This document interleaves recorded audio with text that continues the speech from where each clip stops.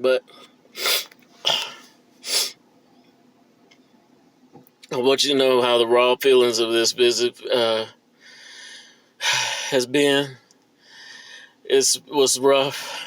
I mean, I experienced joy, obviously, from seeing her. The 2-hour visit, we just talked about things we need, just normally would talk about over the phone.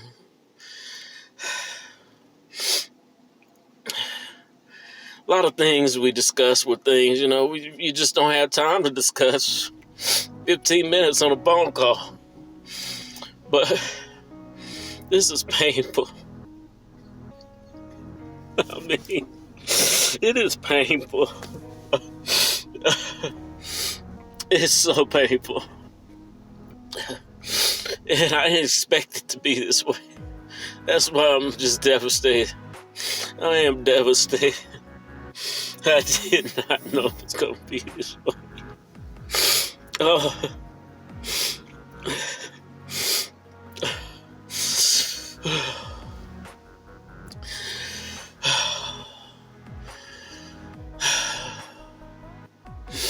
So,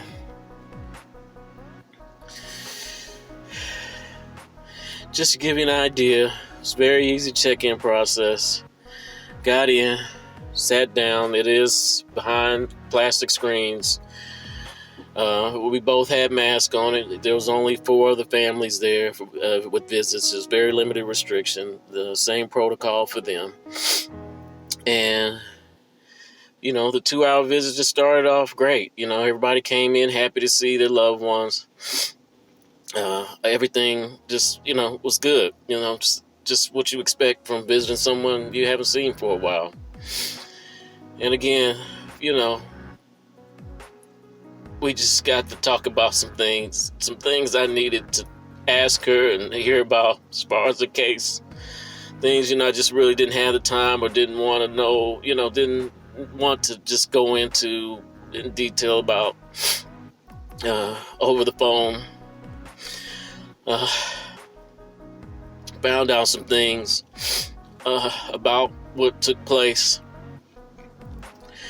Found out the young man's name. I have to talk to an attorney. I don't know if I need to share his name. I would. But I'm going to say it anyway. I do apologize. Savannah does apologize for her actions. Although she wasn't in the car with you, with the rest of the guys that did what they did. She was a part of it. She admits to them. She takes full responsibility for that. I needed to hear that from her. She has changed. She has learned a lesson. And she wants to come home. She wants to come home. There's too many people with loved ones, daughters, who are in situations like this. And if this could help be some kind of message, I know for all my people who are out here for prison reform and change, I want you to hear this. This is direct from a father who's dealing with this shit himself right now. This shit has got to change. My first offender baby, she went in at 18 years old. And I know her situation is not the worst situation. There's lifers. There's people got 20, 30, 40, 50 years, 100 years, I know. But this can't keep going on. Putting all our babies in places like this and just leave them here to rot like they ain't shit. Don't nobody care. Well, I care, goddammit, I care. I care a whole fucking lot. And I want people to know that. So I'm with you guys. I'm with everybody who's in this movement to change these things and open these doors and let these women, these young men out. Especially if their heart has changed. We got to get them out. We got to get them out. This is no way to spend your 20s, your 30s, your best years locked up behind bars. And this hurts. This hurts so bad. It hurts. It hurts so bad. But I'm glad I got a chance to see it. I'm glad the Lord put on me this way to put out this message, to put together this podcast, to get the word out, to speak my truth. I'm tired of living in shame, with guilt about what I did, the faults that I've had as a father, how I failed my children. I'm tired of living in secrecy and with guilt and shame and not wanting the world to hear my story. I want them to hear it full, loud and clear. I want them to hear Savannah's story. I want them to hear the stories of people like this.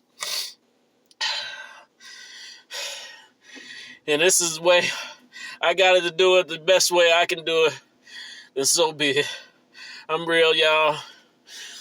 I'm real. This shit is real. As we were closing out, I didn't know I was going to be overcome by all this emotion. It came all out in the visit room, and I said, I'm sorry, y'all. I did not know. I'm sorry. I didn't want people to feel. And there was emotional. There was, women who were crying. They didn't want us to leave.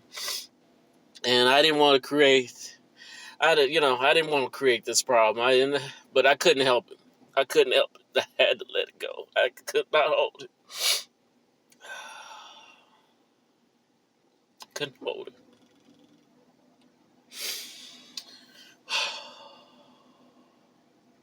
And I'm not going to hold it no more. I'm not going to hold on to these feelings no more. I did my time. I paid my restitution.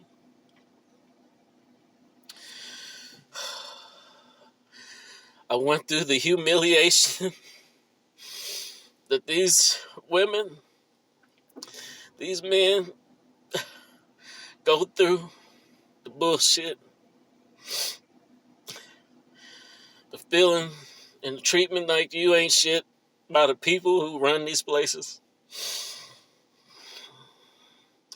The in and out, having to subject yourself to the bullshit of being strip searched and in and out of the prison just to see your loved ones. I feel this shit. I feel it. And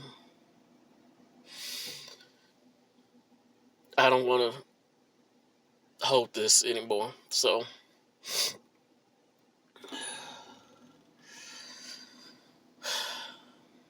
I appreciate you guys. Appreciate you tuning in. If you tuned in this long, if you watch this, if this resonates with you on a certain level, I'm glad you got to hear it here first, because I ain't heard it. I have heard it like this. I didn't know it was going to be like this. But it is what it is. I don't know when I will see her again. I will see her again. Lord willing.